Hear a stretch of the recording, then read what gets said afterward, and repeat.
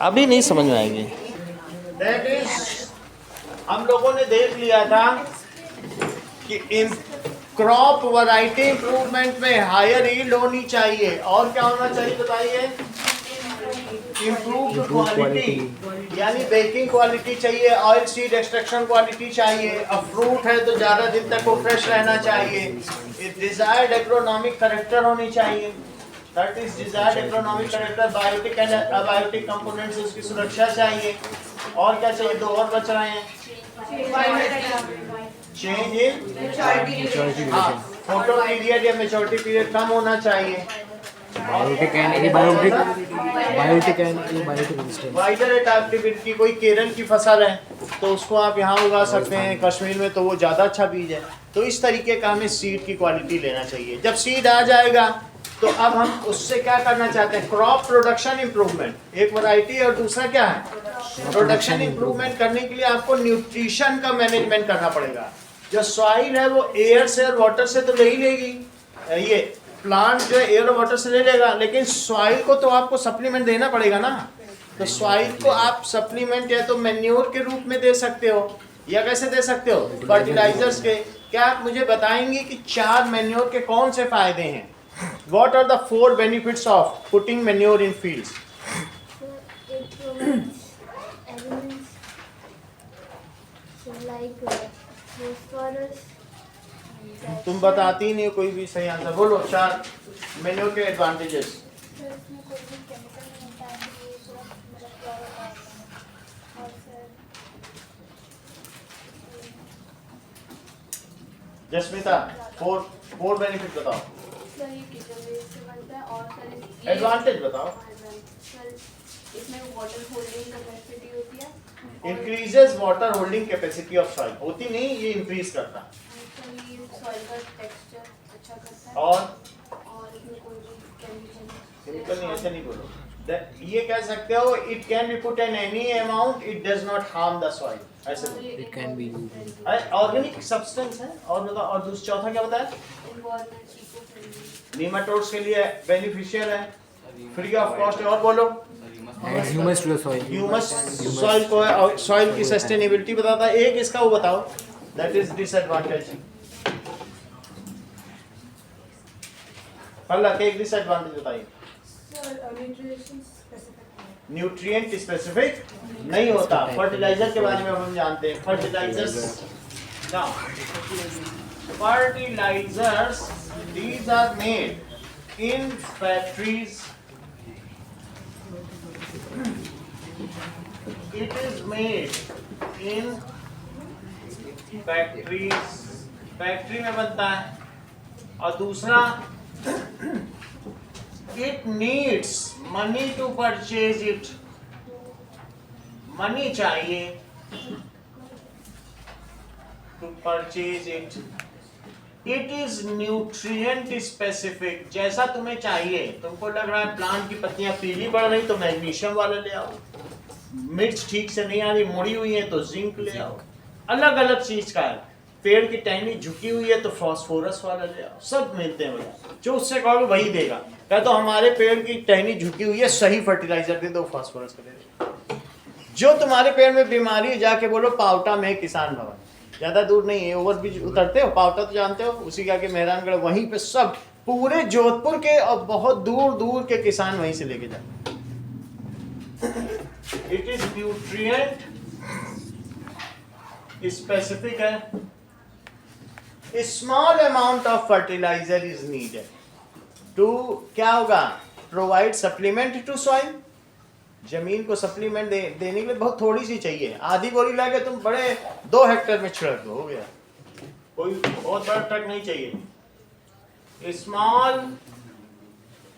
Amount of fertiliser is needed to provide soil supplement, nutrition, ये सारी चीजें तो फर्टिलाइजर की अच्छी हैं कि जैसे जैसे चाहो, लेकिन इसके मान्य कुछ डिसएडवांटेज भी हैं।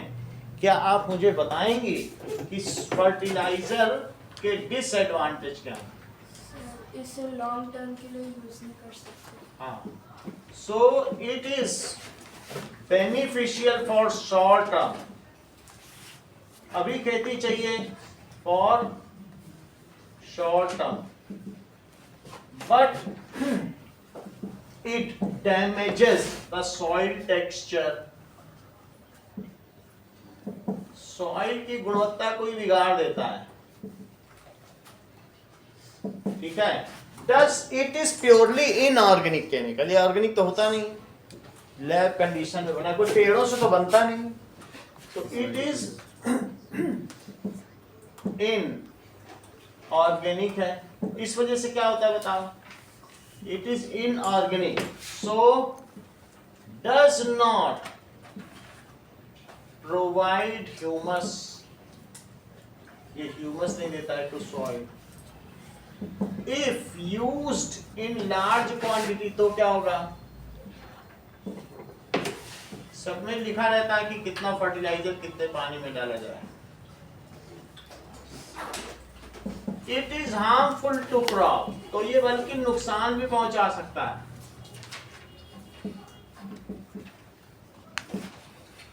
ठीक है। It is not friendly to earthworms, ये नीमाटोड्स के लिए फ्रेंडली नहीं है। It is not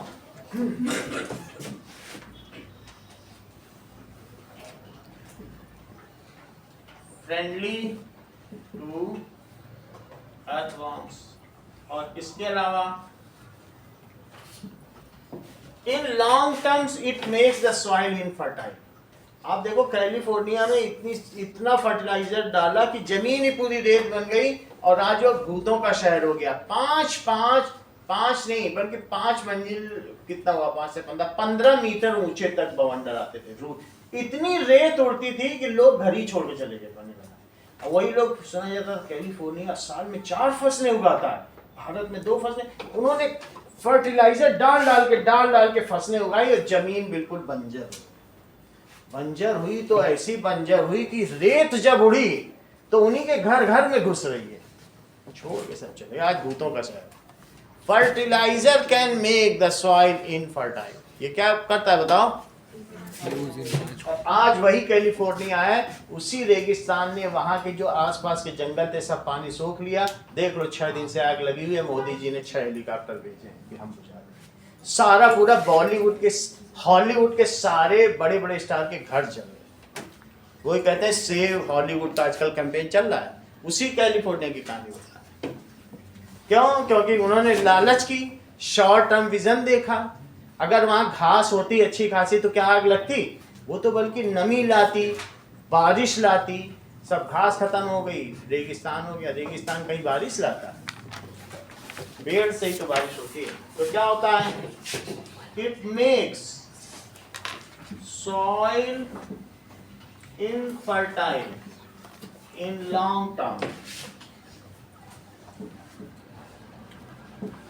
It is not soil sustainable. ये भूमि की सतत पोषणीयता को विकसित नहीं करता, सॉइल को सस्टेनेबल नहीं करता कि तुम छोड़ दो, फर्टिलाइजर डाल दिया, रोज जाके देखना पड़ेगा कहीं कुछ गड़बड़ तो नहीं हो गया। और गोबर की खाद डाल के तो ऐसे ही छोड़ दो। नाउ अब देखिए, ये तो बात हो गई मैन्योर की। आपके में लिखा गया है कि ग्रीन मैन्योर क्या होता है, एक अलग से भी हेडिंग दी, उससे भी देखें।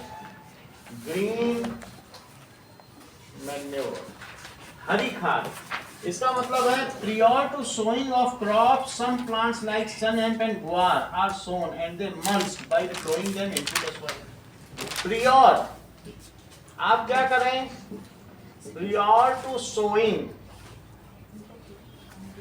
crop, आप जो है सन की खेती कर लें, जैसे सन हेम्प कहा जाता है।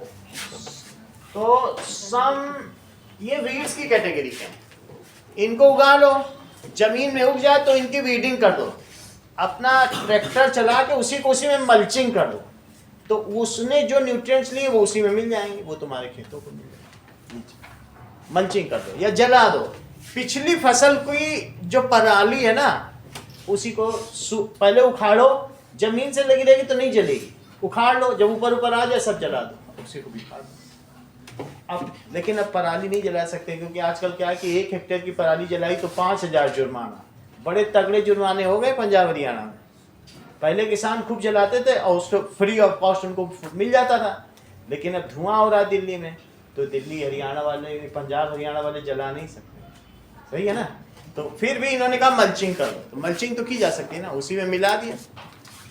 So prior to sowing crop, देखो अलग से हेडिंग दी है, some plants like sun hemp या ग्वार, some plants उनसे कुछ मिलता नहीं है, like sun hemp and ग्वार। कभी भी तुम अपने जैसे कुछ चीजें जानते हो, बीन्स है, ये सब ये पल्सेस की कैटेगरी में आते हैं, बीन्स है ना। तुम अपने घर में छोटा सा गार्डन बनाओ, एक बीन्स का पेड़ लगा दो, बीन्स कभी खाओ मत, उसके रूट नोड्यूल्स तुम्हारे आके खूब नाइट्रोजन खींचेंगे, और उसकी वजह से क्या होगा, DAP, di ammonium phosphate, ammonium sulphate, ammonium सब अमोनिया खींच लेंगे तुम्हारे और सबको दे देंगे फ्री की खाद।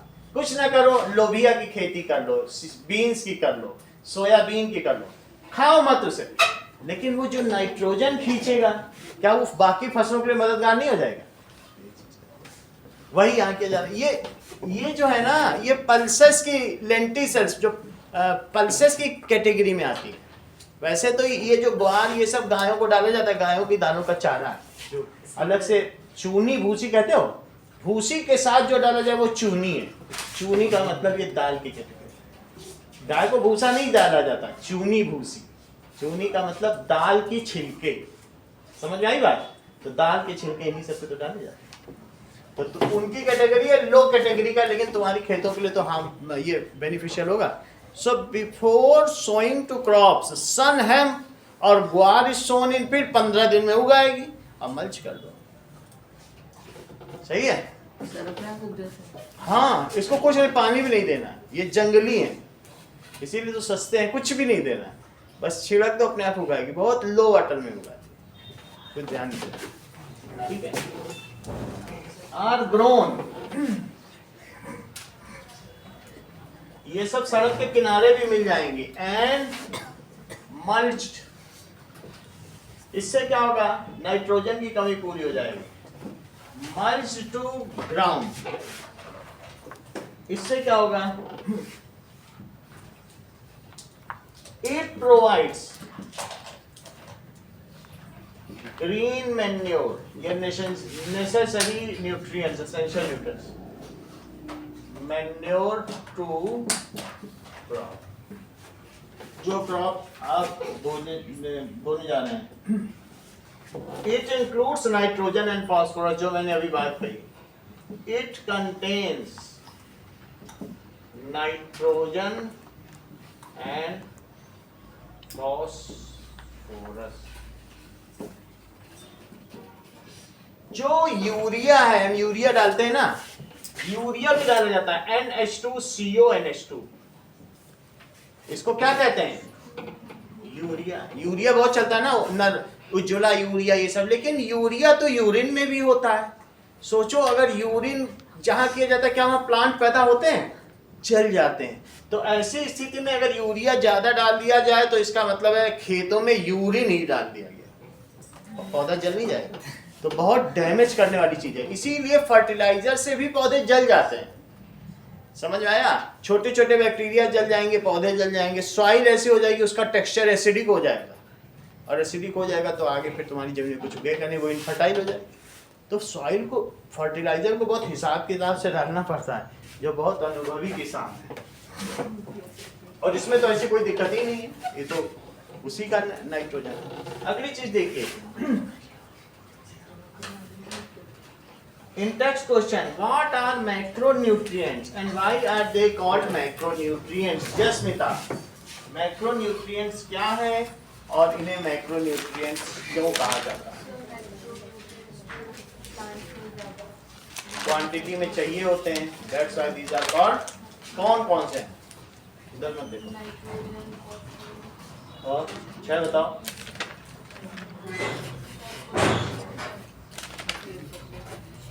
What are macronutrients? List them. Nutrients that are required by plant in large quantity are called micronutrients. कौन से? Are called macronutrients. ठीक है, सही है. List them. Vishnu, list them. Sir, nitrogen, phosphorus, phosphorus, मान्या potassium, और calcium, sulfur, magnesium. Sir इसको science के form में नहीं लिख सकते NPK CA? हाँ लिख सकते हैं, दोनों में कोई भी चलता है. चलो अगला देखिए. Arpit, how do plants get nutrients?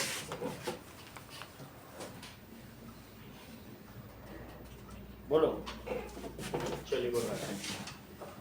In text question, Lakshita, how do plants get nutrients? Sir, by the roots, sir, absorb. By soil, air and water. सही है. चलो. The nutrients needed by plants in large quantity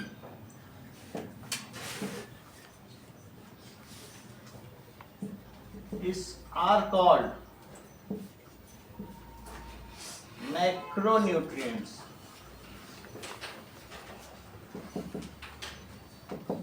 These are NPK Kasman. NPK Kasman. Second, plant get nutrients either by soil, air and water. बाकी soil से, air और water से कैसे कैसे मिलता है उसका पूरी टेबल बना देना, टेबुलेट देना. कृपया इसकी टेबल बनानी है. टेबुलेट का मतलब पूरी टेबल बनानी है. सही है.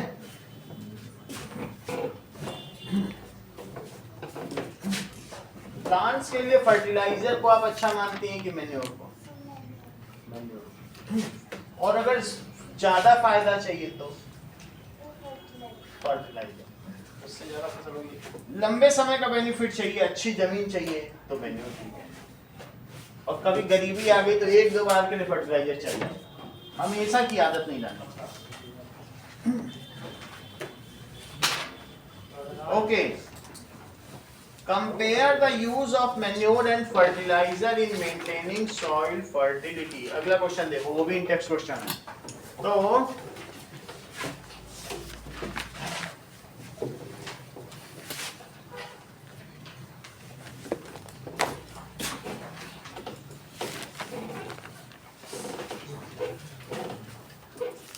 अगर कई बार ऐसा क्वेश्चन भी आ सकता है, मैं कंपेयर और कंट्रास्ट दोनों कर रहा हूं. ठीक है. तो compare question number 1 intext questions का ही है. अगला intext question, intext question that is both manure and fertiliser. Compare भी बता रहा हूं, कंट्रास्ट भी बता रहा हूं. क्वेश्चन आएगा कंपेयर एंड कंट्रास्ट, तो दोनों में समानताएं क्या है और असमानताएं क्या है. ऐसे लिखिए. Fertilizer are soil supplement.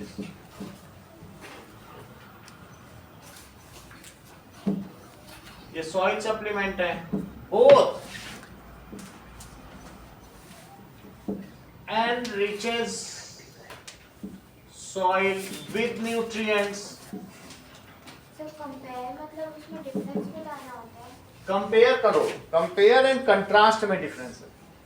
Compare तो मतलब तुलना करनी होती है कि कौन. तो तुलना कर रहा है तो मैं दोनों बता रहा हूँ. कंपेयर में समानता और असमानता दोनों है. मैं समानता की भी तुलना कर दे रहा हूँ. ऐसा क्वेश्चन आता है कंपेयर एंड कंट्रास्ट, तो तुम ऐसे लिखोगे तो अलग अलग भी लिख सकते हो, डिफरेंशिएट भी कर सकते हो. लेकिन ऐसा क्वेश्चन आ जाए कंपेयर एंड कंट्रास्ट, तो समानता और असमानता ये दोनों ही तुलना ही होती है. ठीक है, कई बार क्वेश्चन ऐसे पूछा जाता है कंपेयर एंड कंट्रास्ट, 10th में ऐसे 3-4 क्वेश्चन। तो इसका मतलब दोनों ही बातें बता रहे हैं। हाँ हाँ, समानता और असमानता ये भी एक पैटर्न है बताने। तो both enriches soil with nutrient and increases that productivity of crop and increases crop productivity। अब कंट्रास्ट लिखो, इसके अलावा और तो कोई कंपेयर है नहीं। Contrast, manure is organic while fertilizer is inorganic। Manure is made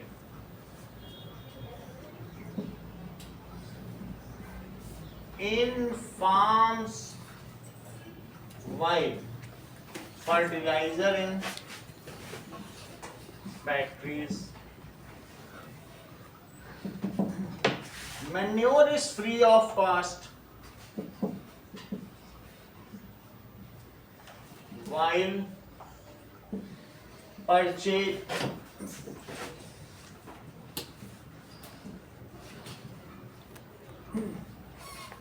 fertilizer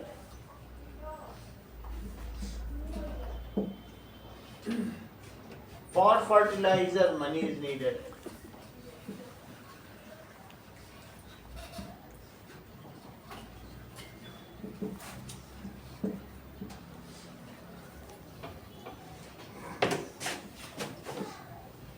Manure increases humus, improves soil texture and water holding capacity।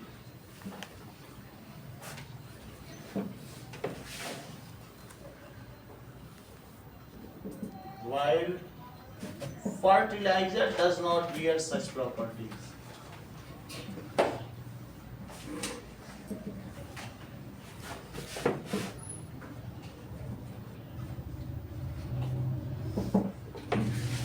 Manure, that is farmer can be used in any large amount, however fertilizer can be used in limited amount। Former and later, former का मतलब पहले वाला और later का मतलब बाद वाला।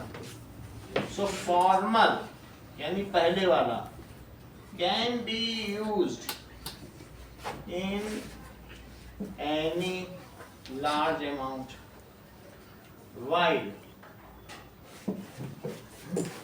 later can be used in limited या prescribed। जितना कहा गया है बीज अनुसंधान केंद्र के द्वारा उतना ही यूज करना, या अनुभवी किसान है तो उसकी बात। ठीक है, manure is not nutrient specific while fertilizer is nutrient specific।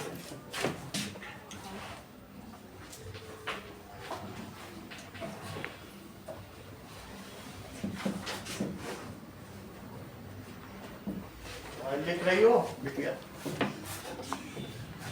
While fertilizer is nutrient specific। और कुछ है इसी, और कोई है क्या? कितनी? इतने ही लिख लो। चलो नेक्स्ट इज, हम लोगों ने देखा था that is crop production improvement में पहला क्या था, 3 पॉइंट थे। एक है क्रॉप वैरायटी इंप्रूवमेंट, ठीक है, इंप्रूवमेंट इन फूड रिसोर्सेज के हमने फ्लो चार्ट देखा था। मेंट इन फूड रिसोर्सेज, एक क्रॉप वैरायटी इंप्रूवमेंट,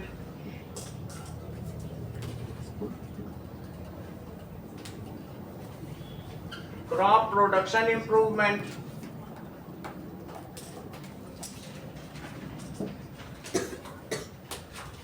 और तीसरा क्या है,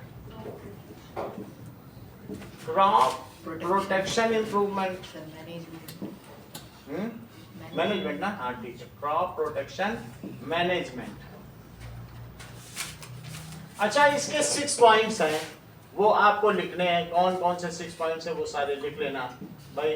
ग्रेटर यील्ड, बायोटिक, 1 2 3 4 5 6, इसके 3 हैं।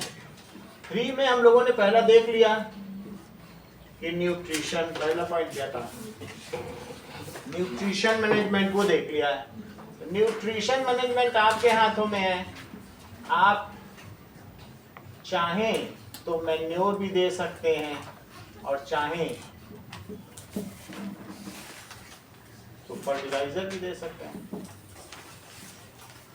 मैन्योर कई तरीके के हो सकते हैं, दैट इज वर्मी कंपोस्ट भी हो सकता है, ग्रीन मैन्योर भी हो सकता है, कंपोस्ट भी हो सकता है। मैन्योर सभी मैन्योर है, 3 चीज बताई गई। अच्छा, अभी मैं इरिगेशन पर आता हूँ। इरिगेशन पर तीसरी बात क्या होती है बताइए, क्रॉपिंग पैटर्न।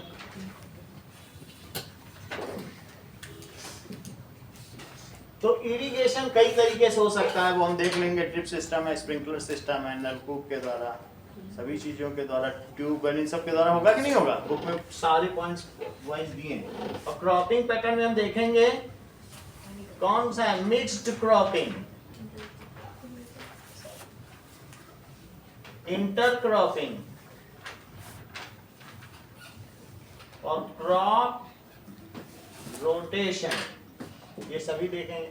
क्रॉप का प्रोडक्शन ऑन फील्ड भी होता है और ड्यूरिंग स्टोरेज भी।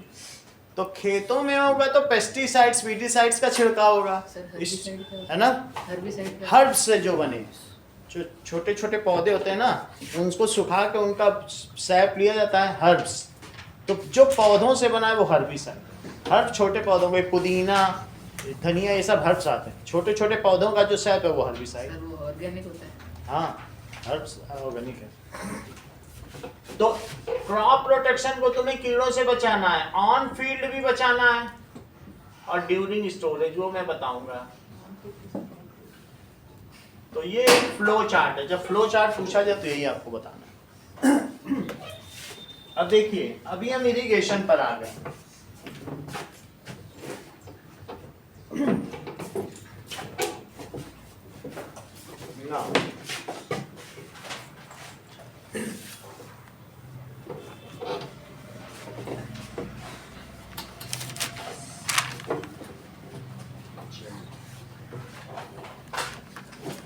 So that is regular watering to plants standing crop. Irrigation का क्या मतलब है?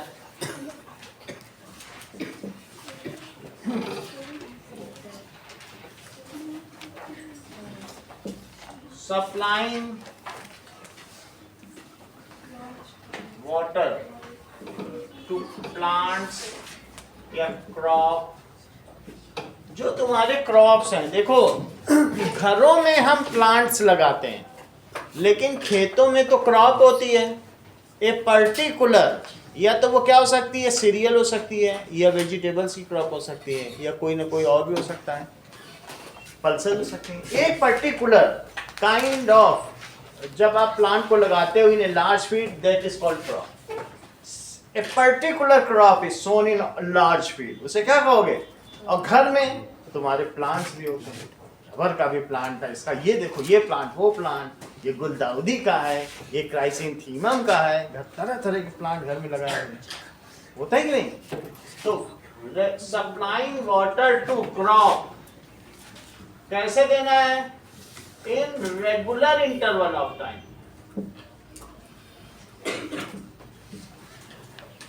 It is called irrigation. Irrigation के बारे में बहुत ज्यादा नहीं बताया गया, क्योंकि 8th में आप लोगों को बहुत पढ़ा दिया गया फर्स्ट चैप्टर में। तो भी पहले क्या होता था, earlier in our country there was monsoon based irrigation. सारे त्योहार भी मानसून बेस्ड थे। जब फसल पक जाती थी तो हम उसी हिसाब से, होली, दिवाली, कुछ भी है, पोंगल, सारे उसी तरीके से मनाए जाते थे, ठीक है। तो अर्लियर, लेकिन उससे हरित क्रांति के, ग्रीन रेवोल्यूशन आने के बाद बदलाव आया है। Earlier it was monsoon based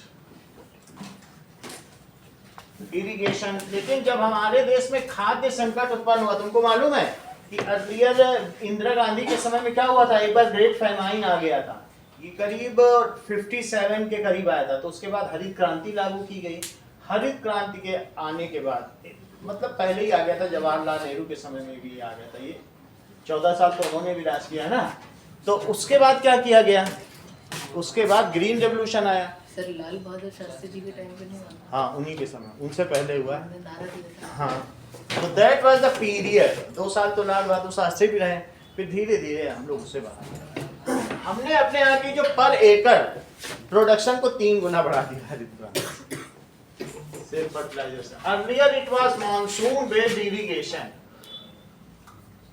but now, ठीक है, तरह तरीके से इरिगेशन किया जा रहा है। Drip irrigation system, modern irrigation system आ गए हैं। Drip irrigation, sprinkler system use किया। ड्रिप इरिगेशन का मतलब तुम समझते हो, किसी प्लांट के सिर्फ रूट में एक पाइप जा रहा है, तो जहां रूट है वहां टप टप टप टप पानी गिर रहा है, बस यही है ड्रिप इरिगेशन। अब पूरे तुम्हारे खेतों में रबड़ फैली हुई है और वहीं छेद करो जहां उसके रूट है, तो दिन भर टप टप गिरता रहेगा। पूरी जमीन को देने की जरूरत नहीं, रूट को ही तो पानी चाहिए। पानी की बचत ही बचत, हर जगह वहीं पे कर लो। अगर मान लो वहां से प्लांट हट गया तो प्लग लगा दो, एक प्लग आता है वो वहां फिर नहीं गिरेगा, ऐसा प्लग भी लगा सकते हो, सुई से छेद कर। तो इसको कहते हैं ड्रिप इरिगेशन। फिर सबसे लास्ट में यहाँ पे मोटर लगा दी जाती है, ये प्लग लगा दिया था, प्लग से इसे बंद कर दिया गया। और ये सारा सिस्टम, यहाँ पे एक मोटर है, मोटर ग्राउंड के अंदर से पानी खींच रही है और सबको सप्लाई कर, दिस इज ड्रिप इरिगेशन। सही है। स्प्रिंकलर सिस्टम में अब जैसे तुम्हारा खेत कोई स्लोपी ग्राउंड में है, तो तुम तो पानी दोगे तो क्या इधर उधर हो जाएगा, तो चारों तरफ ऐसे, कभी पोलो ग्राउंड या ऐसे कहीं देखा, पानी चारों तरफ बिखरता रहता है। स्कूलों में केवी में ही तो स्प्रिंकल नहीं किया जाता है, तो वो सब स्प्रिंकलर सिस्टम हो गया। इसके अलावा ट्यूबवेल का भी इस्तेमाल किया जाता है। ये तो कई जगह है नॉर्थ में जहाँ पानी की कमी नहीं है, ट्यूबवेल का यूज किया जा सकता है। कैनल्स, देखो सबकी लिस्ट दे रखी है। कैनल्स जानते हो,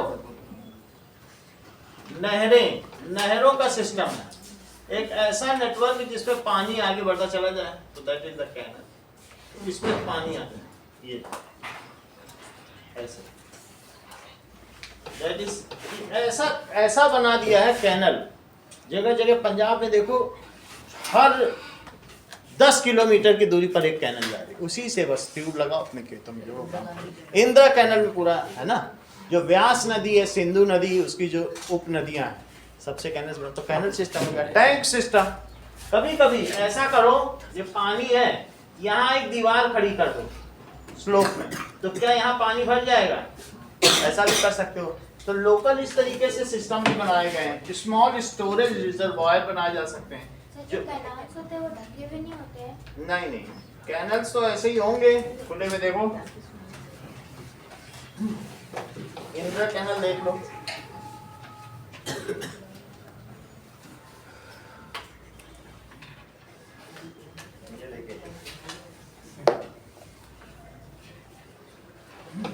इरिगेशन बाय कैनल।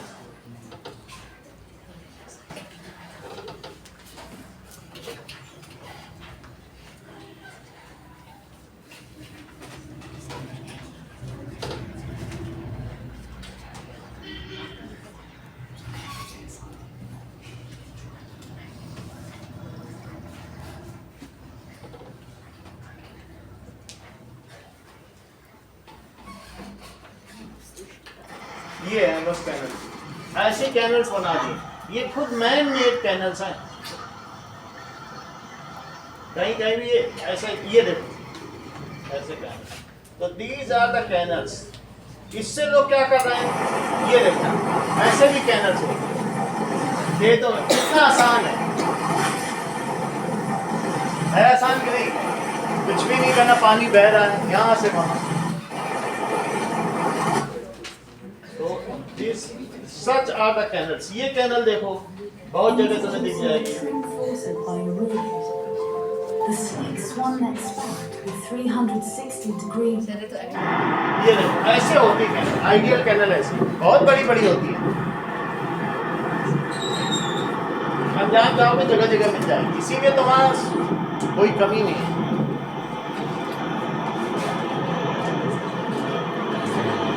और क्या दिखाया गया? कैनल्स हो गया। रिवर लिफ्ट सिस्टम, तो where the canal flow is insufficient, तो उसमें क्या करते हैं? दैट इज पर्शियन व्हील्स, रहट से उठा लिया था पानी। रहट होता है, पानी उठा उठा के इधर गिराएगा, व्हील से भी चलता है, उसी से उठाओ। और जो उल्टी बकेट होगी तो वहाँ गिरेगा, उसके नीचे कुछ एक वो लगा लो, टीन लगा लीजिए, है ना। तो एक सीटल, तो जब वो बकेट जाती रहेगी वहां से पानी उठाएगी, और उठाने के बाद जब गिराएगी तो क्या होगा? That is the Persian wheel. Persian wheel आप लोग जानते हो? Yes sir. तो वो रहट सिस्टम है, वो भी किया जा सकता है। टैंक्स क्या होता है? ये टैंक सिस्टम है। उन्होंने बोला concrete structure is made at the sloppy ground so that water can do not run of, लिखा है बुक में, जिससे वाटर वहां से रन ऑफ ना हो। Concrete structure and that is the tank system. Okay, ये सारी बात हो गई, तो इसमें ज्यादा पढ़ने के लिए नहीं है। सो drought occurs in India, though in our India there is extensive system of drainage. Drainage का मतलब क्या? तुम्हारे घर में भी ड्रेनेज है।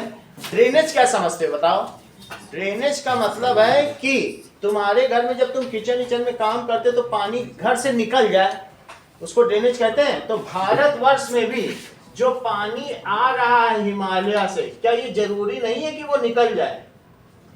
तो उसके लिए कहीं यहाँ नदी गिर रही है, इसी को तो ड्रेनेज कहेंगे। भारत की नदियां कहो या नालियां, एक ही बात है, ड्रेनेज वही चीज है। द ठीक है, route through which water drains out from land is called drainage. Otherwise क्या फ्लड नहीं आ जाए? ऐसे क्या हमारे घर में ड्रेनेज ब्लॉक हो जाए तो क्या फ्लड ना आ जाए, घर में पानी भर जाए? तो ड्रेनेज का मतलब है इट इज अवर, बुक कहती है आपकी, अवर India is having plenty of water, then also drought occurs. Why the drought occurs? Because these drainage systems are not interlinked. लेकिन अब एक ऐसा नियम चल रहा है कि सारी नदियों को क्या कर दो, आपस में इंटरलिंक कर दो। तो उससे क्या होगा बताइए? अगर किसी एक जगह फ्लड है, दूसरी जगह पानी नहीं, साउथ की ज्यादातर नदियां कैसी हैं? दैट इज वो सीजनल है, और यहाँ ये कैसी हैं? पेरिनियल है, पूरा वर्ष भर पानी से भरी रहती है। लेकिन अगर मिला दो तो क्या बिहार में कभी हर साल फ्लड आएगा? जो एक्सेस वाटर है ब्रह्मपुत्र नदी में, असम में फ्लड आ जाता है, वो सब कनेक्टेड हो जाएंगी। तो ये मेगा प्रोजेक्ट है, लेकिन इंडिया को आगे बढ़ा सकता है। तो बुक कह रहा है कि irregular supply of water, some of the areas और द ड्रेनेज सिस्टम और the water reservoirs are full of water while other are not having. इसी वजह से तो इरिगेशन प्रभावित होता है कि नहीं? तो हमें इसको इंटरलिंक करना पड़ेगा। तीसरी चीज क्या कही गई है? तो तीसरी चीज कही गई है that is cropping pattern. Cropping pattern से आप क्या समझते हैं? देखो, मिक्स्ड क्रॉपिंग, इंटर क्रॉपिंग, इन सभी को समझें।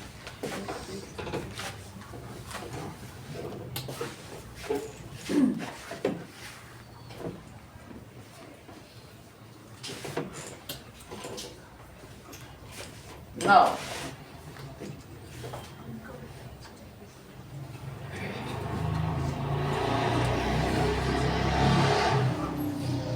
different ways of growing crops can be used. So mixed cropping सबसे पहले क्या है, जरा देखें। So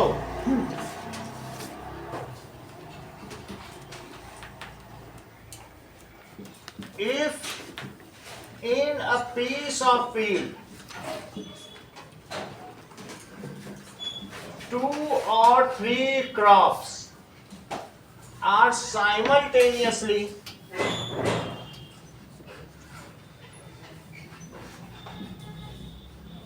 grown, it is called mixed cropping. 4-5 तरह की फसलें होती हैं, समझिए इस बात को। वैसे तो एमएसपी दे रही है गवर्नमेंट, हर मिनिमम सपोर्ट प्राइस। एक फसल फेल हो जाती है तो दूसरा तो आपकी लागत निकाल देगी। ये जो बाबा रामदेव है ना, वो 5 सीड्स को एक साथ मिला के छिड़काव कर देते हैं और फिर उससे मल्टीग्रेन आटा तैयार करते हैं। अगर हम लोग ऐसा करेंगे तो क्या अलग अलग उनको काटना संभव हो पाएगा? बहुत मुश्किल है, क्योंकि ट्रैक्टर चलेगा, तो एक फसल पकी है दूसरी नहीं पकी है तो नहीं हो पाएगा। कभी कभी ऐसा भी किया जाता है कि एक छोटी फसल है और उसी के साथ एक बड़ा सा केले का पेड़ लगा दिया आसपास, तो क्या है इस पे भी दोनों का अलग अलग हाइट रहेगी तो अलग अलग दोनों को सनलाइट भी मिलेगी, ऐसा भी किया जाता है, तो ये भी चल सकता है। तो 2 और मोर क्रॉप्स, तुम्हारी बुक में पैटर्न दिया है, एक सीरियल हो तो एक पल्सेस, जरा पढ़ो। ग्राम और व्हीट को एक साथ उगाया गया, चेक करो क्या लिखा गया है, व्हीट के साथ ग्राम, ऐसा क्यों किया गया है बताइए। व्हीट प्लस ग्राम, व्हीट को चाहिए कार्बोहाइड्रेट और इसको क्या चाहिए, ये पल्स है, इसे ये प्रोटीन का है, तो ये क्या लेगा, जमीन से नाइट्रोजन लेगा, ये कुछ ऐसे सिंपल सप्लीमेंट्स लेगा, तो दोनों की रिक्वायरमेंट अलग अलग है और दोनों के रेट भी अलग अलग हैं। एक फसल फेल हुई तो दूसरी काम में आ जाएगी। 3 चीजें भी उगा सकते हो, व्हीट, ग्राम प्लस एक वेजिटेबल, कैबेज सुन लो, 3 चीज उगा लो, समझ में आया। इसको क्या चाहिए बताओ, वेजिटेबल को विटामिन, क्या चाहिए विटामिन। अगर तुम मिक्स्ड क्रॉपिंग करती हो अदिति, तुम चाहो तो इनके सीड्स एक साथ मिला लो, लेकिन इनके साथ नहीं मिलाए जा सकते क्योंकि एक को प्रोटीन चाहिए, तो क्या एक दाल का एक बाजरे का होगा या गेहूं का होगा तो क्या काट पाओगी, नहीं काट सकते। तो इसलिए इनको कैसे करें, if mixed cropping is done with crop rotation, जरा ध्यान तो दो, क्रॉप रोटेशन के साथ करो। इसका मतलब क्या है, यहां उगाओ व्हीट, यहां उगाओ ग्राम, चना, ग्राम का क्या मतलब होता है चना, और यहां उगा दो वेजिटेबल।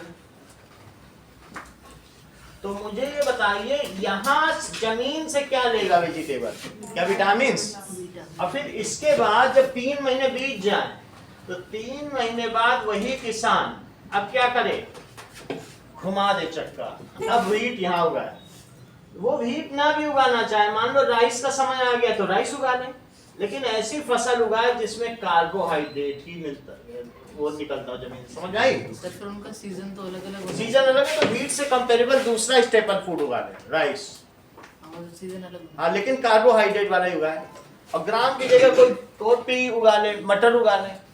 तो अब ये व्हीट यहाँ आ गया उधर पर, व्हीट कहाँ चला गया, तो बोलो ग्राम कहाँ चला जाएगा। अभी तक तुमने इस जमीन से सारा प्रोटीन खींच लिया है, इस जमीन को आराम दो, इससे बोलो अब तुमसे प्रोटीन नहीं लिया जाएगा, बगल वाली से लेंगे।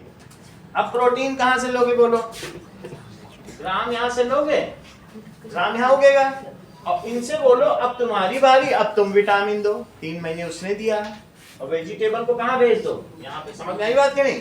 तो क्या लिखोगे, if mixed cropping is done along with crop rotation then soil gets a time to replenish its nutrients, उसे भी आराम मिल जाएगा, समझ में आ गई बात। और वेजिटेबल को कहाँ भेज दो, वेजिटेबल, तो इसको कहते हैं दैट इज क्रॉप क्लॉक। अब अगली बारी क्या, वेजिटेबल अब कहाँ चली जाएगी, इस तरीके से ग्राम यहाँ उगाए तो अगले 6 महीने तक यहाँ से तुम्हें प्रोटीन नहीं लेना है, क्योंकि 3 महीने ये फसल और 3 महीने बाद फिर ये आएगी, फिर अब जब आएगी तब वो उसकी बारी आएगी, 3-3 महीने तो नहीं क्या आ गई ना। तो वेजिटेबल कहाँ आई, और ये व्हीट कहाँ चला गया, और ये ग्राम यहाँ चली गई, बात समझ में आ गई। तो लिखें, वैसे आपकी बुक में सब पैटर्न दिए, ऐसी दोनों ही मत लो कि बोलो यहाँ ग्राम उगाएंगे, यहाँ तूर दाल उगाएंगे, यहाँ उड़द दाल, ऐसे मत करो, सारी जमीन की तुम हर हालत ही खराब करो, दाल ही सारी हो जाएंगी, तब फिर क्रॉप रोटेशन का मतलब क्या ना। तो अलग अलग चीज उगाओ, एक वेजिटेबल की ले लो, एक उसकी ले लो, ठीक है, कोई सीरियल ले लो और एक दाल ले लो, ऐसे करो ना। देखिए इफ, सर मिक्स्ड क्रॉपिंग और इंटर क्रॉपिंग में क्या फर्क है? अब इंटर क्रॉपिंग बताएंगे। मिक्स्ड क्रॉपिंग को या तो सारे ग्रेन्स को मिक्स करके करो, जैसे रामदेव करते हैं, हरिद्वार में पतंजलि विद्यापीठ चले जाओ, वहां पे देखो वही यही कर रहा है, उनसे पूछो, बात करो तो ये बताते हैं, बोले हम तो एक साथ करते हैं, और जो मल्टीग्रेन आता अच्छा बढ़िया 60 रुपए किलो बिकता है बाजार में पतंजलि का, एक साथ सारे दाना मिला लिए, लेकिन उससे फायदा क्या, सारे तो तुमने स्टेफर ले लिए, उसका कोई यूज रहा। तो क्या करिए बताइए, इफ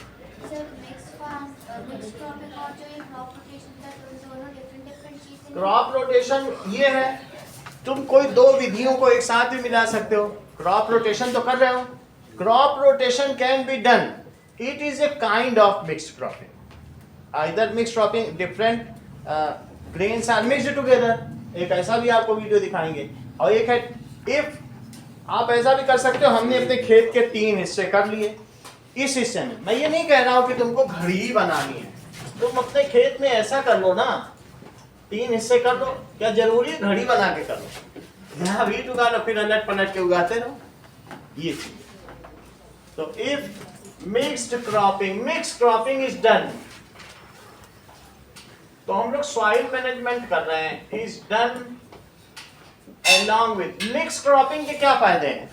देखो सिर्फ मैं अगर तुमसे कहूं इसका मिक्स्ड क्रॉपिंग के क्या फायदे, तो तुम क्या कहोगी, भाई एक फसल खराब हो गई या क्या बाजार में सस्ती बिक रही है, तो 2 फसलों से वो अपनी लागत निकाल लेगा। कभी कभी आलू 1 रुपए किलो ही बिकता है, सब लोग आलू ही बेचने चले जाते हैं, इतना आलू हो जाता है, वो कहता है ले लीजिए, ले जाने का 1500 लगेगा साहब, ले लीजिए, 1 रुपए में लेंगे, उस 5 रुपए में उगाया उसने और बाजार में 1 रुपए बेच गया। तो ऐसे में हानि हुई, लेकिन वो जब तूर दाल बेचेगा या मूंग दाल बेचेगा उसमें लाभ कमा लेगा, तो उसका अगली फसल का तो खर्चा आ जाएगा। वास्तव में किसान की अगर एक फसल सही तरीके से उग जाए तो 5000 लगाता है तो 15000 पाता है। किसान से ज्यादा बैंक भी नहीं देता, बैंक 10 साल में डबल करता है और किसान 3 महीने में फसल का तिगुना कर देता है। लेकिन छोटे किसान नहीं होना चाहिए कि एक पिता के 4 बच्चे हुए, फिर हर एक बच्चे के 4-4 बच्चे हुए, उन चारों बच्चों के भी 4-4 बच्चे हुए। उस खेत का हाल समझो, उस खेत का हाल तो टुकड़ी मिलेगा तुमको, उस टुकड़ी में तुम क्या उगाओगे और फिर वहां जाके सिंधु बॉर्डर पे धरना दोगे, एमएसपी बढ़ाओ। एमएसपी से कहा तुम्हारे पास खेती नहीं है, एमएसपी पे बढ़ाओ कमा धरना दे रहे, उसका उनका प्रतिदिन का 800 रुपए मिल रहा, बैठने का, दारू पीने का, शाम को मुर्गा खाने, और वो सब अमेरिका से आ रहा है कि भारत में हलचल पैदा कर। समझ में आया? होना चाहिए खेत है तो क्या करो बताओ, खेत है तो अपना उगाओ, 3 गुना करो 3 महीने में चुपचाप। पूरे भारत के किसान चुपचाप काम कर रहे हैं और वहां उनको पैसा मिल रहा है तो धरना दे रहे हैं। समझ में आ गई ना बात? असली चीज है खेत होना चाहिए। छोटे खेत में तुम 15000 कमा भी लोगे 3 महीने में, तो बताओ तुम्हारे पास 1 हेक्टेयर का 15000 तुमने कर लिया, 3 महीने में बच्चों का खर्चा चला लोगे, 5000 में खर्चा चलाओगे, क्या बचेगा? बड़ा खेत हो तो कमाओ भी, छोटे खेत में क्या कमा पाओगे? असली चीज बड़ा एरिया। तो तुम समझ गए ना, मिक्स्ड क्रॉपिंग अगर अलग अलग करते हो, इफ, अभी मैं इसके डिसएडवांटेज और एडवांटेज बताऊंगा। इफ वन क्रॉप क्या हो, गोज वेस्ट या surplus in market, you can get benefit from other. सही है? इज डन along with, किसके साथ की जाए भी, सेंटेंस कंप्लीट करो। Crop rotation. तो क्या होगा, then farmer get benefited। कैसे बेनिफिटेड होगा? by, as पहली चीज, if one crop fails, एक क्रॉप फेल हो गई, पानी नहीं दे पाया, कुछ नहीं दे पाया, या फिर बाजार में उसकी ज्यादा सरप्लस हो गई। If one crop fails, then other crop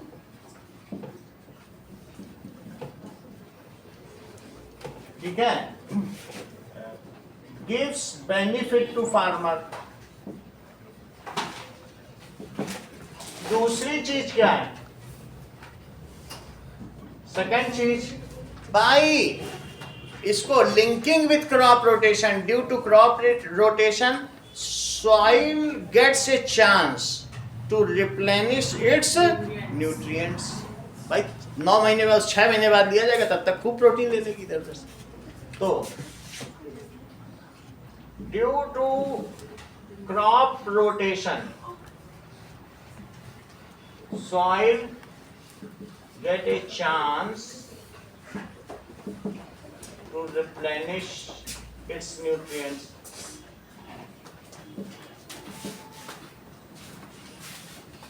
ये चीज। अगली चीज देखिए, इन्होंने बाजरा और काउपी, देखो दोनों अलग अलग, अभी मैं लोबिया की बात कर रहा था, तुम्हारी बुक में लोबिया भी आ गया। देखो बाजरा तो मिलेट है, जो सस्ते अनाज होते हैं उनको मिलेट कहते हैं। गेहूं से जो कम दाम के मिलते हैं, गेहूं 40 रुपए किलो, 15 रुपए, 10 रुपए, रागी 5 रुपए किलो, 10 रुपए किलो। तो वो कुछ लोग क्या होते हैं, कर्नाटक में तो रागी खाते हैं लोग, इतना रफेज है ना कि वो बिल्कुल हीट भी देगा बॉडी को और बिल्कुल आपके पूरे एलिमेंट्री कैनाल को जैसे रफेज की तरह, खीरा खाने से साफ होता है ना, सैलेड्स की तरह साफ करेगा, एनर्जी भी देगा। बाजरा में बहुत हीट होती है, यहाँ तो बाजरे का राब मिलता है, वो बहुत गर्म होता है, हर चीज है ना, आप समझते हैं। और देखो लोबिया के साथ क्या उगा रहे हैं, बाजरा आपकी बुक में लिखा है, लोबिया को काउपी कहते हैं, चेक करो बुक में काउपी लिखा गया है। तो उनमें से एक प्रोटीन वाली फसल, अभी मैंने तुमको बताया था ना लोबिया की सब्जी होती है, वो जैसे सेम की फली की तरह लोबिया होता है। सेम की फली देखी है बाजार में, सेम की सब्जी नहीं खाई। बीन्स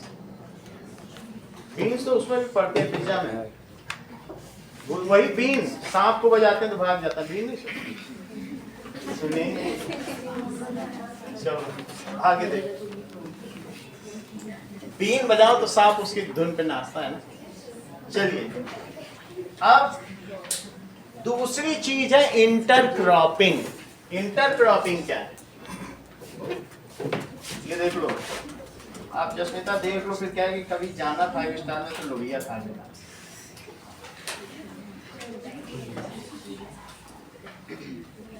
चलो लोबिया,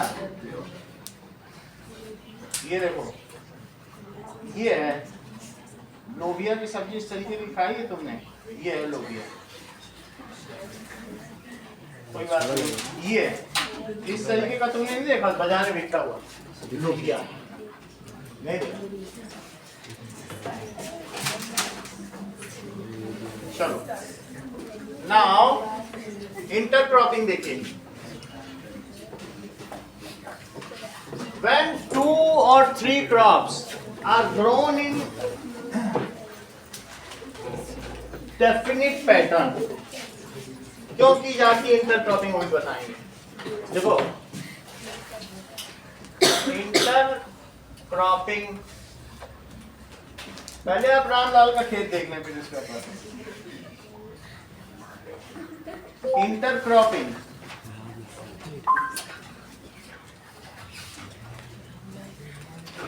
ये गौरी शंकर कुशवाहा जी का खेत है, महाराजपुर के रहने वाले, और इन्होंने देखो बंदा गोभी की जो है इंटरक्रॉपिंग की एक गोभी एक मिर्च, बहुत शानदार लग रहा है इनका खेत देखने में, शानदार लग रहा है। ये ड्रिप और मल्चिंग में पूरा किए हुए हैं। ये ड्रिप सिस्टम जो है उद्यानिकी विभाग नौगांव से प्राप्त हुआ है कानपुर के बगल में महाराज, और जिसमें इनको शासन की ओर से अनुदान राशि प्राप्त हुई है, योगी सरकार ने उसके द्वारा लगाया गया है। नोबल कंपनी, अपने नोबल एंटरप्राइज भोपाल की कंपनी है, उसके द्वारा ये फिटिंग की गई है। ये गौरी शंकर कुशवाहा जी का खेत है, महाराज मिर्च, ये मिर्च है, ये वाले और इन्होंने मिर्च में बंदा गोभी की जो है इंटरक्रॉपिंग की हुई है और बहुत शानदार लग रहा है। अब देखा आपने, हाँ सर एग्जाम में इसका एग्जाम्पल लिख सकते हैं क्वेश्चन का। नहीं, आपको मैं लिखा देता हूँ। इंटरक्रॉपिंग का क्या मतलब है, इफ 2 क्रॉप्स आर ग्रोन, जो कैबेज के कीड़े हैं वो मिर्च में नहीं लगते हैं, तो वो उसके पार नहीं जाएंगे। अगर तुम्हारी एक रो खराब हो गई तो बाकी की 50 रो बच जाएंगी, और ये तो पूरा गोभी का तो कीड़ा तुम्हें पता ही नहीं चलेगा, एक एक अंदर बचा ही नहीं पाओगे, कीड़े को जाने का तो रास्ता है। Cabbage chilli, cabbage chilli, cabbage chilli chilli, cabbage chilli chilli, 1 2 1 2, ऐसा भी। एक रो कैबेज की, तुम्हें लगता है नहीं कैबेज फिर भी पहुंच जा रहा है कैबेज के कीड़े, तो 2 चिली के लगा दो, एक रो चिली की, एक और चिली की, सही है। तो ऐसा 1 2 1 2 ऐसे भी कर सकते, तुम्हारा पैटर्न है, बुक में सब पैटर्न दिया है। 3 फसल भी कर सकते हो, 1 2 1 2 ऐसे। चिली के कीड़े फिर दूसरे आगे वाली चिली में नहीं पहुंच पाएंगे, 2 रो खराब होंगी, और कैबेज वाली कैबेज नहीं पहुंच पाएंगे। तुमको लगता है कि कैबेज के कीड़े ज्यादा वैसे इधर उधर पहुंच जाते हैं, तो 2 चिली लगा दो। अच्छा, इससे फायदे क्या है, मान लो कैबेज के कम दाम मिले तो चिली तुम्हें ज्यादा दाम दे देगी, चिली के यही है ना। तो चलिए, तो इन्होंने बताया कि इफ इंटरक्रॉपिंग, देखो तुम्हारे बुक में दिया है, कैबेज के साथ किसको उगाया इन्होंने? चिली को ही उगाया होगा। चलो, इफ 2 और मोर क्रॉप, बुक में नहीं लिखा है, नोट कर लो। इफ 2 और मोर क्रॉप्स आर, ठीक है, are sown in definite pattern, definite pattern में, और कैसा? रो वाइज, अलग अलग रो बनानी है, पंक्तियां, row wise as 1:2 as ratio, और 1:1 रेशो। गौरी शंकर ने 1:1 रखा है, 1:1 रेशो। तो क्या होगा बताइए? Then the insect of one crop, insect of one crop, ठीक है, does not affect the same crop in other rows. Insect of one crop अगर है तो जो अदर रोज में वहां पहुंच नहीं पाएगा। Does not reach to same crop in other rows. और उसमें मल्चिंग में बीच में पॉलीथीन भी लगा रखी, पॉलीथीन को क्रॉस करके नहीं जाता है। मिर्च के चारों तरफ क्या मिट्टी ढक दी, तो जो ड्रिप सिस्टम है उसका पानी उड़ेगा भी नहीं, अंदर ही अंदर नमी देता है। एक बूंद पानी गिराया और ऊपर पॉलीथीन लगा दी, उसमें एक क्या है, हॉट कोई आयरन से छोटे छोटे छेद बना दिए, उसी में पौधा डाल दिया, पूरा तो पॉलीथीन से ही ढका था बीच वाली मिर्च। तो ये चीज की है। अब जरा देखिए इससे क्या होता है। If crop rotation is done properly, ये तो सारी बातें कर दी गई हैं, बस यही बात है। सो इसमें क्या होता है, दैट इज इंटरक्रॉपिंग के बारे में बात हो गई। अब हम आते हैं क्रॉप प्रोटेक्शन मैनेजमेंट। अब तीसरी बात आ रही, ठीक है, क्रॉप प्रोटेक्शन। तो फिर जो क्रॉप रोटेशन है उसकी डेफिनेशन क्या होगी? क्रॉप रोटेशन की, लिखी है वही होगी क्या? क्रॉप रोटेशन इफ 2 और 3 क्रॉप्स आर टेकन, ठीक है, which needs different new supplements, which require different supplements, ठीक है, are क्या होगा, rotated calendar wise, then it is called crop rotation। आप डायग्राम बना दीजिएगा बस, और कुछ नहीं करना। Crop protection management,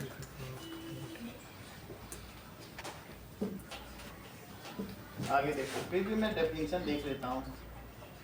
define crop rotation, चलो एक क्या कह रहा है, वही डेफिनेशन देखें, कुछ सही मिल जाए। देखो, the practice The of growing practice of different growing crop different crops in the same area in a sequence In a over multiple sequence. growing seasons. In A multiple growing season, sequence से करना है। पहले season में आप इन ए sequence in multiple, ऐसे ही। चलो, crop protection management क्या है? Field crops are infested by large number of weeds। तो कौन इसे खाया जा सकता है? Field crops are damaged by weeds। weeds में कौन कौन से हो सकते हैं? गोखरू हो सकता है, गाजर घास, ये सब हो सकते हैं। तो सनम भी हो सकता है। हाँ, गोखरू, गाजर घास, ये सब कॉमन है। गोखरू गाजर घास सबके खेतों में कहीं भी उगाएगी। तो इससे इसके लिए वीडीसाइड्स, WD 2,4-D ना, तो वीडीसाइड का यूज किया जा सकता है। और इसके अलावा इंसेक्ट्स हो सकते हैं एंड पेस्ट्स। तो हमको क्या करना है? On field we have to spray weedicides, insecticides and pesticides so that these do not damage। Pest कौन होते हैं? जो सब स्ट्रेटम में रहते हैं, जमीन के अंदर, जैसे खरगोश, चूहे, ये हमारी फसलों को नुकसान पहुंचा सकते हैं। इंसेक्ट्स जो ऐसे ही हवा में अलग अलग तरीके के कीड़े लग जाते हैं, वायरस कई तरीके के, तो माइक्रो ऑर्गेनिज्म भी लग जाते हैं जो हमारे फलों को खराब कर देते हैं। That is insects and paste. So farmer can use weedicide use करे, नहीं तो इसके लिए कई तरीके के क्या होते हैं, इक्विपमेंट्स होते हैं जो वीड रिमूविंग टूल होते हैं, उनका यूज किया जा सकता है। वीडीसाइड्स सर वो गाजर घास क्या है? 24D अभी बता रहे हैं। 24 गाजर घास देख लो, ये फसलों को खराब करती है, तो पहचान लो। ये कॉमनली पाई जाती है और एक सीड से 3000 सीड्स निकलते हैं। इतनी हमारे खुद के गार्डन में गाजर घास नहीं तंग कर रखा, बार बार निकालो फिर 4 दिन में आ जाती है। मतलब वो नॉर्मल गाजर घास है, देख लो ना, गाजर घास, ये देखो, ये इस तरीके की ग्रास है, इसको पार्थीनियम कहते हैं। ये देखो ऐसे उगा है, ये तो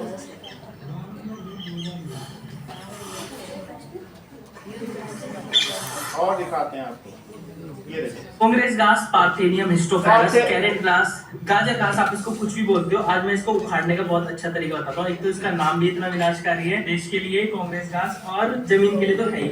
अगर मैं मैं तो बताया था ना, तो अगर ये जवाहरलाल नेहरू को पसंद आ गई थी, बोले अरे तुम्हारे यहाँ तो बहुत अच्छा है, तो यूएसए ने कहा तो आप भी ले जाइए ना, ये अच्छी लगी। पूरे देश की सारी फसल तबाह कर दी। और जब से जवाहरलाल नेहरू लाए और लगवाया जगह जगह सारे के खेतों में, हमें परेशान कर रखा है हमारे गार्डन में, तो इसीलिए से कांग्रेस ग्रास, पार्थीनियम, गाजर घास, ये सब इसी के नाम। तो खाली इसको कांग्रेस घास तो पशु हमारे बाज भी हो सकते हैं और इंसान पशु भी बाज हो सकते हैं, इंसान भी बाज हो सकते हैं। बहुत सारी स्किन डिसीज भी हो सकते हैं, तो इसको उखाड़ने का इनफर्टाइल, बच्चा ही नहीं पैदा होगा। ऊपर से काट देंगे या पकड़ के डायरेक्ट खींच देंगे तो क्या होता है, ये ऊपर से हट तो जाती है पर इसकी जड़ें नीचे रह जाती है और ये दोबारा उग जाती है। इसको उखाड़ने का मैं तरीका बेस्ट बताता हूँ आपको। आपको करना क्या है, इसको गोल करके ऐसे घुमाना है, फिर इसको ऐसे पकड़ के खींच देना है। तो आप देख सकते हो ये जड़ के साथ ही बाहर आ चुका है। और इसको क्या करना है, जितने भी आप इकट्ठे करें, इसको जला देना है। इसको ऐसे छोड़ दिया ना तो इसके जो स्पोरेंजियम है वो बस्ट हो गया और फिर हवा में उड़ उड़ के फिर वहीं पहुंच जाए। सर इससे तो पॉल्यूशन हो रहा है। चलाओ क्या, इसको इतने से क्या पोल्यूशन होगा, कहीं एक टैंक में कहीं थोड़ी बहुत उगी होगी, पूरे खेत में थोड़ी ना उगी होगी। खेत में होगी तो मल्चिंग कर दो, लेकिन फिर जलाई डालो इसको। ये जरा सा भी बच गई ना तुमको तंग करेगी, और अगर अगल बगल के खेतों में तो भी तंग करेगी। तुम इससे छुटकारा नहीं पा सकते। अपने खेत की जला लोगे लेकिन दूसरे के खेतों से आ जाएगी। हवा में इसके वो रहते हैं, बहुत तंग करती है ये। और इसीलिए तो तुमको पढ़ाया जाता है वीडीसाइड, ये सब वीड्स ही तो हैं, गोखरू, गाजर घास। अब आगे देखिए, फार्मर्स कैन यूज वीडीसाइड, ये इसी के लिए है 24D। और क्या, इंसेक्टिसाइड्स एंड पेस्टिसाइड्स। सर तो वीडीसाइड होता है 2,4-D, तो वो 2 अलग या 4D अलग या फिर जो ये 2,4-D दैट इज 2,4-D एक नाम है, बस एक केमिकल नाम, जैसे DDT डाइक्लोरोडाइथाइल ट्राइक्लोरो। कॉमन अगर है तो इसका मतलब वो 2 चीजें नहीं है। नहीं, ये एक ही चीज है। वो बेंजीन के फार्मूले में जब आगे फार्मूले पढ़ाएंगे 10th में तो ये सब बताएगा, अभी सब 2,4-D। अगला देखिए, इंसेक्टिसाइड का यूज करना है। इसका क्या मतलब है इंद्रजीत, जो इंसेक्ट को मार दे, स्प्रे करते हैं तो इस तरीके बहुत तरीके के स्प्रे करने पड़ते हैं, नहीं तो फसल पूरी खराब हो जाएगी। तो इंसेक्टिसाइड एंड पेस्टिसाइड चेक करो। सर फंजीसाइड, फंजीसाइड्स भी चाहिए, बहुत अच्छी बात कह रहे हैं। एंड फंजीसाइड, हमेशा जो इंसेक्टिसाइड है वो रूट ऊपर में स्प्रे करो, पेस्टिसाइड नीचे, क्योंकि चूहे नीचे की जड़ें खाते हैं, पेस्ट नीचे हैं। तो ये ना हो कि पेस्टिसाइड तुम ऊपर स्प्रे करके चले आए, ऐसा नहीं करना। और जो फंजीसाइड है जमीन में ही, जैसे तुमने गोबर की वो गोबर का उर्वरक मेन्योर डाल दिया, काऊ डंग मेन्योर, तो उसमें क्या होगा तुमको मालूम नहीं, ये सब चीज़ें ऑर्गेनिक सड़ जाती हैं तो फंगस भी लग सकती है। तो इसलिए हमें उसके ऊपर क्या करना है, फंगीसाइड्स का भी यूज। ट्राइकोडर्मा इसके लिए बहुत अच्छा सोल्यूशन है। सर इससे पौधों में कुछ नहीं होता, ये केमिकल है। दीज आर, ये क्या है, ये जैसे फंगीसाइड्स है, ये स्यूडोमोनास है, ये एक ऐसा है, ये भी ऑर्गेनिक है टोटल। कुछ ऐसे होते हैं जो दूसरे फंगस को मारते हैं। एक group of fungi which kills other fungus are known as fungicide. But फिर वो वाले फंगी तो बचे ही नहीं। कुछ फंगस ऐसे हैं जो हमारे फ्रेंडली हैं, जैसे कुछ मशरूम तुम खाती हो वो तुम्हारी फ्रेंडली है तो वह फ्रेंडली फंगस है, तो कुछ फंगस दूसरे को किल कर देते हैं अपने सर्वाइवल के लिए, उन्हीं को हम फंगिसाइड कहते हैं। समझ में आ गई बात? अब आगे देखो और क्या कहा गया है निखिल, जैसे आप उनको बताना है, यहाँ भी थोड़ा बताइए, how crop protection can be done on field. क्या तुम्हारी फसल को और भी किसी चीज से खतरा है? करेक्ट। जैसा इन्होंने कहा कि एबायोटिक कंपोनेंट्स, इन्होंने क्यों ये बात अर्पित को भी पीछे बता रहे थे, तो मेनली ये मुख्यतः ये बताते रहते हैं कि ये तो इन्होंने कह दिया sir these are biotic components but there are animal भी, कोई बाहर से गधा आ जाए खा ही जाए फसल, उन्होंने कहा गधों को भी रोको, बड़ी बात है। तो आगे की बात इन्होंने कही एबायोटिक कंपोनेंट्स। एबायोटिक कंपोनेंट्स कौन कौन से हो सकते हैं? Drought, salinity, excess temperature, frost, flood, these are the abiotic component. तो इनसे भी तुम्हें क्रॉप को प्रोटेक्शन करना पड़ेगा। वाटर लॉगिंग, ओके, तो हमें इनसे करना पड़ेगा। जरा देखिए क्या इसमें इसको स्थान दिया गया है। लो, इन्होंने कहा है कि ज़ैंथियम या गोखरू, पार्थीनियम, ज़ैंथियम भी देख लो, तुमने ये फसल देख ली ना गाजर खास, अब ज़ैंथियम देख लो जिसे गोखरू कहते हैं। गोखरू हमने लिखा, ये लिखा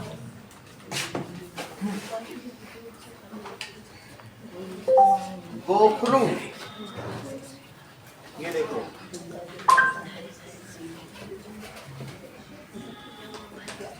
ये फ्रेंड्स, ये है गोखरू नामक पौधा। इसको गोक्षुरा के नाम से भी जाना जाता है, गोखरू के नाम से भी जाना जाता है। कई बीमारियों में इसका बीमारियों में तो काम आता है, लेकिन ये फसल को खराब कर सकता है। ठीक है, तो हमें सबसे बचाना होगा। नाउ जनरली इंसेक्ट कहाँ अटैक करते हैं? जैसे इंसेक्ट तुमको मालूम है, लीफ माइनर तुम लोगों ने देखा होगा ना, पालक की पत्तियों जैसे खाते हैं तो मम्मी तुम लोगों को बोलती होंगी लीफ माइनर से इसका हटा दो जस्मिता, तो ये हटा देती होंगी। तो लीफ माइनर का क्या मतलब है, फिर से समझ लो, समझो। ये इंसेक्ट तीन तरीके से अटैक करते हैं। आइदर दे सक स्टेम सैप, स्टेम होता है ना ग्रीन स्टेम, उसका सारा रस चूस लेते हैं। आइदर दे सक लीफ सैप, तो लीफ से अगर चूस ले तो उसको क्या कहेंगे? पर्ण सुरंगक, लीफ माइनर, पर्ण में सुरंग बना चल रहा है। जरा देखो, तो तुम्हारी बुक में लिखी लाइन वही बता रहा हूं, देखो लीफ माइनर, ये देखो इसकी ये, क्या तुमने ऐसा देखा है ऐसी पालक? That is A small fly is larvae tunnel into the leaves of plants, creating mines. अंदर से जाएंगे, तुम इसको ऊपर से कितना भी स्प्रे करो ये नहीं जाएंगे, अंदर पत्ती के अंदर घुस के सुरंग बना के चूस, ऊपर से कुछ भी डाल, एक में आ गया उस पत्ती को खा के दूसरे में। जरा और भी इनका पैटर्न देखो, ये भी तुम्हारे, ठीक है, और इमेजेस देख लीजिए, ये सारे ऐसे ऐसे हैं, देख रहे हो, ये देखिए। सो कैटेगरी, ये तुम्हारे घर में जब ये देखो ऐसे पत्ते के अंदर है ना सुरंग बना के रह रहे हैं, तो इनको पर्ण सुरंगक कहते हैं। तो मरेगा कुछ नहीं, इसके लिए क्या करते हैं, जो छाछ होती है उसमें कॉपर सल्फेट डाल दिया जाता है। दही होती ना, दही में 15 दिन उसको सड़ाते हैं जमीन के अंदर रख के, फिर उसका जब छिड़काव करते हैं तब ये मरता है, और जितनी पत्तियां हटानी भी पड़ती है, अदरवाइज ये पूरे पेड़ को खा जाएगा। मिर्च के पेड़ को खाता है, पालक को खाता है, मेथी को खाता है। तो तुम्हारी बुक में क्या लिखा गया है? लीफ, ये इस तरीके का कीड़ा है, बहुत छोटा है, ये इतना बड़ा जितना दिख रहा है उतना है नहीं, बहुत छोटा है। अब आगे देखिए, जनरली इंसेक्ट अटैक कहाँ अटैक करते हैं? In leaf sap, plant sap, root sap. Root में अटैक किया तो पूरा प्लांट ही खराब कर देगा, कुछ पूरा नेटवर्क उसका जाइलम फ्लोएम सब कुछ खराब हो जाएगा। तो बुक क्या कह रही है देखो, कि दे सक द, पहला दे कट द रूट स्टेम और लीफ। तुम्हें मालूम है स्टेम बोरर जानते हो?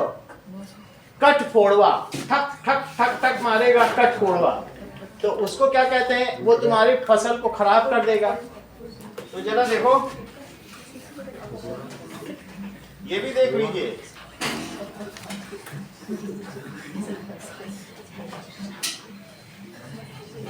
कट फोड़वा, ये स्टेम बोरवा देखो कैसे कर रहा है, ये सही तो वुड पेकर है। वुड पेकर है। ऐसे ऐसे तरीके के इंसेक्ट भी होंगे जो तुम्हारे स्टेम पे बोरर करेंगे। देखो अब मैं दिखाता हूँ, स्टेम बोरर इंसेक्ट वो छेद कर देगा उसमें। स्टेम बोरर देखो, स्टेम बोरर इंसेक्ट, तो ये किस तरीके को करेगा, इसकी इमेजेस देखिए। तो इसी में ऐसा कीड़ा होगा, स्टेम दिखाता हूँ, बिल्कुल छेद हो जाएंगे। ठीक है, मान लीजिए किसी पत्ते की डंडी है तो उसमें छेद कर देगा। पत्ते की डंडी होती है ना, पूरा प्लांट स्टेम में ही छेद। अब कुछ ऐसे होता है रूट बोरर, रूट में ही छेद कर दे। तो 3 कैटेगरी है 1 2 3 करके बुक में लिखा है, मालूम है ना कहाँ लिखा है? Yes sir. So they bore in stem. Disease are caused by pathogens like bacteria, fungi and virus. 3 category हैं। कौन कौन सी हैं? Bacteria, fungi and virus. कुछ जैसे होते हैं, हम लोगों को मालूम है कि प्रोटोजोआ, प्रोटोजोआ प्लांट को नुकसान नहीं पहुंचाते। अमीबा तुम लोगों ने सुन रखा है, प्रोटोजोआ, तो वो सब पानी में, गंदे पानी में पाए जाते हैं, वो हमको भी मार करते हैं। 5 कैटेगरी बताई गई थी, एक प्रोटोजोआ, बैक्टीरिया, फंगी, वायरस। तो इनमें से ये जो कैटेगरी और ये सारी चीजें एल्गे भी होती है। तो पौधों को क्या नुकसान पहुंचाता है देखो, तो बैक्टीरिया, फंगी एंड वायरस, ये क्या करते हैं बताइए? आइदर डैमेज लीफ, स्टेम और रूट, इनमें से किसी एक सिस्टम को नुकसान पहुंचा देंगे। आइदर, सर ये सब तो बायोटिक फैक्टर्स है। हाँ अभी उसी की बात कर रहे हैं। डैमेज, किसको डैमेज करेंगे? लीफ, स्टेम और किसको? रूट। जब तुम्हारा डिसीज्ड प्लांट होगा तो वो कैसा दिखेगा? Deceased plant. तो देखो उसमें कई तरीके की बीमारियां हो जाएंगी। ये देखो, क्या उसके पत्ते सही है? ये बैक्टीरियल इन्फेक्शन हो जाएगा किसी तरीके का। ये देखो, अगर लीफ ही ठीक नहीं होगी तो फोटोसिंथेसिस नहीं हो पाएगी, ये ऐसा पौधा हो जाएगा। तो इससे क्या पता चल रहा है? अलग अलग तरीके की बीमारी है। पौधे में क्या डिसीज है, एक योग्य किसान होगा देखते ही देगा, अरे तुम जिंक नहीं डाल रहे हो अपने पौधे में? ना बाबू, हम तो ना ही डाले, जाओ जिंक लेके आओ, जिंक सल्फेट तो डाल देगा। जो अनुभवी है वो प्लांट के, अभी इसमें ये येलो दिख रहा है तो फट से बोलेगा मैग्नीशियम की कमी है। ग्रीन नहीं है, मैग्नीशियम डालो। क्लोरोफिल किससे बनता है? मैग्नीशियम से, डलवा दे। तो अलग अलग पौधों में या इंसेक्ट की वजह से, देखो इसमें भी इंसेक्ट का प्रकोप है। बात समझ में आ गई? So different insect have different target area in crops, वो उस फसल को उस तरीके से नुकसान पहुंचा सकते हैं। ओके, तो दैट इज, यहाँ पर भी एक कृषि विज्ञान अनुसंधान केंद्र है, तो वहां पर जाकर लोग क्या करते हैं, तुम्हारे स्कूल से भी ले जाते हैं, वहाँ 3 महीने का कोर्स होता है। तो वहां पर वो उसका पैसा लेते हैं 5,000 रुपए, 3 महीने का पूरा कोर्स कराते हैं, क्या डिसीज है, कैसे रखवाली करनी चाहिए। तो ऐसा है जोधपुर में। Okay, see now weeds, insects and pests can be controlled by weedicides, insecticides and herbicide. What does it mean by herbicide? जरा herbicide को फिर से समझें। Define herbicide. Meaning of herbicide, a chemical substance that farmers use to kill plants that are growing where they are not wanted. ठीक है, जो weedicides है, side का मतलब किलर, जो छोटे छोटे हर्ब्स को मार दे उसे हर्बिसाइड कहते हैं। वास्तव में जो वीडीसाइड है वही हर्बिसाइड है। विच किल्स हर्ब्स, तुमको एक श्रब उगाना है, हर्ब, श्रब एंड ट्री, 3 चीज होती है। तो तुम छोटे छोटे हर्ब्स को, गोखरू, गाजर घास को, क्राइसेंथेमम और ज़ैंथम जो तुम्हारी बुक में दिया है, या कांग्रेस ग्रास, इन सभी को हटाना चाहते हो, तो तुम्हें क्या करना होगा? एक ऐसा स्प्रे करो गाजर घास ही जल के मर जाए। उखाड़ना नहीं, वो तरीका बता रहा था, पहले हिलाओ घुमाओ फिर उखाड़ो, वो सब नहीं करना है। सिर्फ तुमको क्या करना है, जिसका टारगेट एरिया गाजर घास और गोखरू है। So what does it mean by herbicide? A herb which kills weeds is called herbicide. क्या कह रहा है वो? अ हर्ब, देखो पढ़ो, a chemical substance used to kill plants, unwanted plants, used to kill plants that are growing and they compete for space, water, nutrients और किस चीज के लिए? सही है, sunlight. So लिख लो herbicide, a chemical substance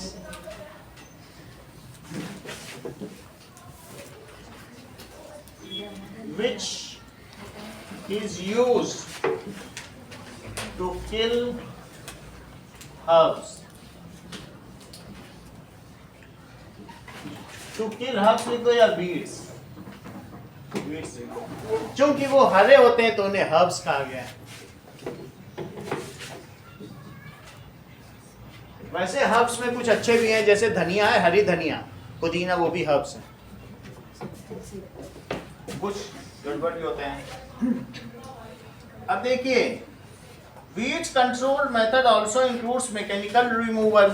या तो तुमको वीडीसाइड का इस्तेमाल करना है, या दूसरा क्या कर सकते हो, हाथ से रिमूव करो, but it is very tedious. ये फिर उगाता हूं। केमिकल रिमूवल कर सकते हैं, और कई बार क्या कर सकते हैं, सॉइल बेड प्रिपरेशन, मल्चिंग, अंदर की मिट्टी बाहर, बाहर के ऊपर। ऐसे टिलिंग टूल्स आते हैं ना, 1 फीट अंदर की मिट्टी ऊपर, तुम्हारा सारा वीड अंदर दब जाएगा, फिर कहाँ होता है। तो that is soil bed preparation, अच्छी तरह से किया जाए। या घर में गुड़ाई, समझते हो, गमले में गुड़ाई करते हो, ऐसे खेती में मिट्टी को ऊपर कर, नहीं तो भी कर सकते। Now some other preventive measures are the resistant variants, summer plowing, in which fields are plowed in deep summer to destroy weeds. तुम ऐसा करो, जब बिल्कुल मई जून हो ना, स्कॉर्चिंग हीट, तपती हुई गर्मी, खेत को 1 फीट खोद के छोड़ दो, सारे बैक्टीरिया इंसेक्ट सब जल के मर जाए। देखो, अगर तुम ऐसे ही रखोगे खेत, तो अंदर तो नमी रहेगी ना, वो अंदर पनपते रहेंगे। तो इन्होंने तुम्हारी आखिरी लाइन में क्या बोल दिया, जस्ट टिल इट इन, कैसे समर में, हॉट समर्स। बिल्कुल खेत अगर खुद जाएगा तो क्या होगा बताओ, अंदर तक जब आग जाएगी तो कुछ बचेगा, हर चीज से तुम केमिकल से भी बच जाओगे। लास्ट टाइम कहिए कि नहीं। So this method is also helpful. बाकी आगे की चीज कल बताई जाएगी। तुम्हारा पेपर कैसा रहा? अच्छा।